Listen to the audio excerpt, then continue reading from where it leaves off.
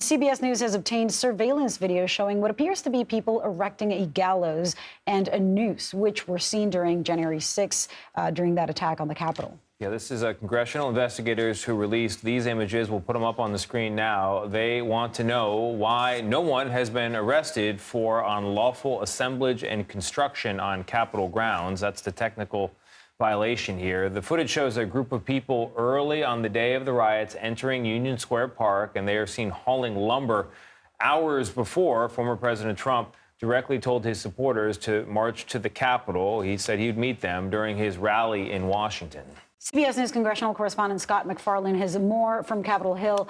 Scott, talk to us about exactly what the video reveals. This is one of those still stubborn mysteries from January 6th. We still don't know who let those pipe bombs on Capitol Hill, and we don't yet have any information about somebody being arrested for the erection of those gallows. That horrifying image on the west front of the U.S. Capitol, the gallows with an orange noose, which is an iconography and an illustration of something that really meant racism and hatred for generations in America. We know from the new video obtained by CBS News, some of the construction of this gallows happened brazenly in the early morning hours of January 6, 2021. The movement of the lumber through iconic streets of Washington, D.C., Independence Avenue, onto the lawn of the Capitol grounds happened in plain sight around the 6 a.m. hour. Then, over the course of the morning, some wood was impaneled on the west front of the Capitol. Then, around the 1 p.m. hour, the crossbar and the noose were affixed, according to the Congressional Review.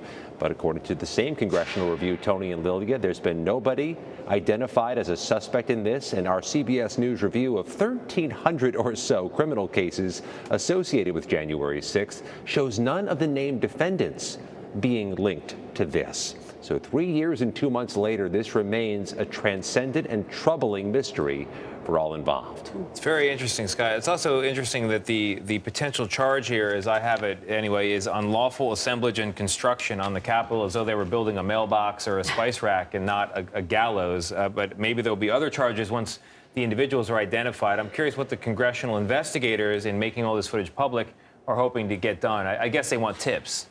A few different things. I think tips to start. They'd like to resurface this issue to raise awareness of the issue, but also this congressional subcommittee, which now oversees January 6th, a Republican-led subcommittee, has been very critical of the previous January 6th Select Committee. They've been trying to accentuate what they believe are issues the previous committee didn't emphasize enough, and they're arguing here this gallows deserved more attention, considering how horrifying it was to so many Americans. But I'll also add this note, as you watch some more of this footage obtained by CBS News, of this group just moving out there so early in the day. They are just alone in certain parts of the city as they move these pieces into place.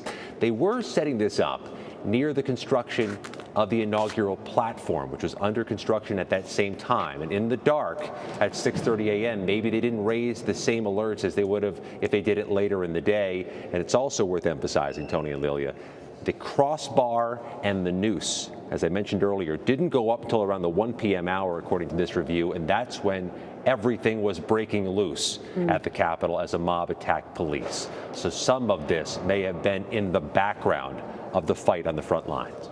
Scott, I want to shift to another topic. The U.S. is facing yet another partial government shutdown deadline this Friday. Where are talks currently? Like a bad college student, they have procrastinated the hardest questions till the very end. There is still a sticking point that they've been punting on ever since this all started in October, these government shutdown deadlines, and that is how to fund Homeland Security in the U.S. Department of Homeland Security, which, of course, includes border protection and border patrol. It all gets tied up in that very toxic political issue. So by Friday, they have to figure out a compromise on how to fund the Department of Homeland Security, as well as all those other agencies you see there. And the top left one is usually pretty thorny as well. It's the Pentagon, the Department of Defense. We likely should or need to see something on paper by the end of today or tomorrow for them to make this deadline of Friday. And as the afternoon began here in Washington, we have not yet seen anything on paper. Scott MacFarlane, thank you so much.